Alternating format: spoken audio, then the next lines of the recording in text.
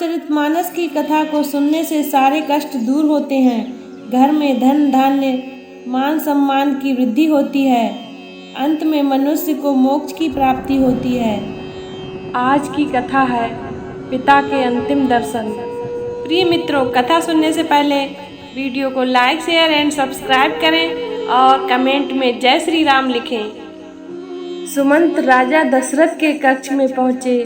उन्होंने देखा कि महाराज पुत्र वियोग की आशंका से व्याकुल हैं। वे पानी से बाहर निकाल दी गई मछली की तरह तड़प रहे हैं। सुमंत ने उनसे हाथ जोड़कर निवेदन किया, महाराज, आपके ज्येष्ठ पुत्र धर्मात्मा राम, सीता और लक्ष्मण के साथ आपके दर्शनों की कामना के लिए द्वार पर प्रतीक्षा कर रहे हैं।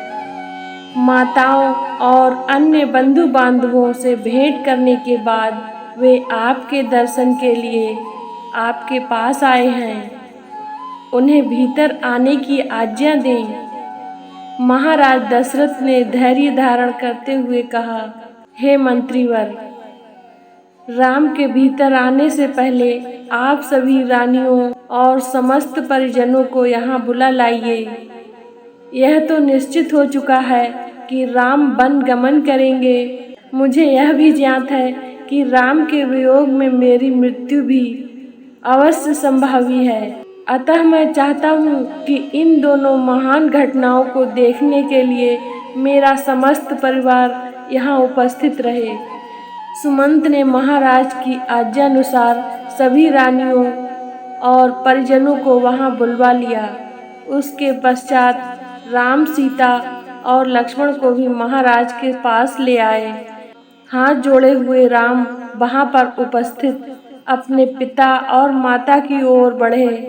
राम को इस प्रकार अपनी ओर बढ़ता देख महाराज दशरथ उन्हें हृदय से लगाने की अभिलाषा से अपने आसन से उठकर खड़े हुए, किंतु अत्यधिक शोक तथा दुर्बलता होने के कारण वे केवल एक पग बढ़ाते ही मूर्छित होकर गिर पड़े। पिता की ऐसी दशा देखकर राम और लक्ष्मण ने तत्काल उन्हें सहारा देकर पलंग पर लिटा दिया।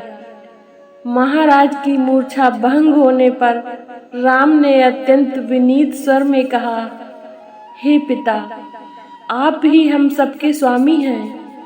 कृपा करके आप धैर्य धारण करें और हम तीनों को आशीर्वाद दें कि हम वन में 14 वर्ष की अवधि व्यतीत करने के पश्चात पुनः आपके दर्शन करें। महाराज दशरथ ने आर्द्र स्वर में कहा, पुत्र, तुम्हें वनों में भटकने के लिए भेजने की मेरी कदापि इच्छा नहीं है, किंतु मैं विवश हूँ।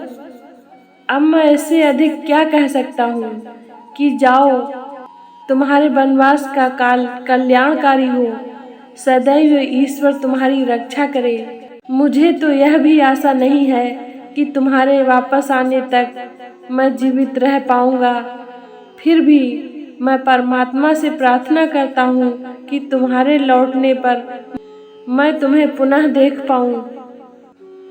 वहाँ पर उपस्थित गुरु वशिष्ठ, महामंत्री सुमंत आदि वरिष्ठ जनों ने एक बार फिर से कैकेयी को समझाने का प्रयास किया कि वह अपना वर वापस ले ले, किंतु कैकेयी अपने इरादों पर अडिग रही।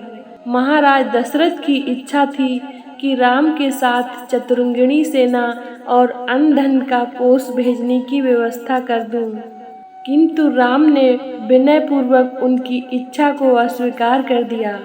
राम ने कहा, हे पिताजी, जब मुझे 14 वर्षों का वनवास मिला है तो मैं एक वनवासी की भांति ही अपना जीवन व्यतीत करूंगा।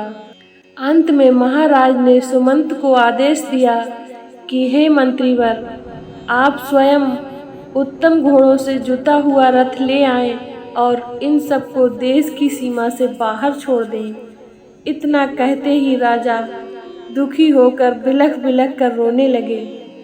सुमंत तत्काल ही महाराज की आज्ञा का पालन करने के लिए निकल पड़े। आज की कथा को यहीं पर विराम देते हैं।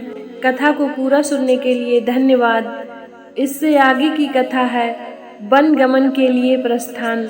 जरूर देखें। ऐसी ही ज्ञानवर्धक कथा कहानियों को सुनने के लिए हमारे चैनल को ज़्यादा से ज़्यादा लाइक शेयर एंड सब्सक्राइब करें। जय श्री राम।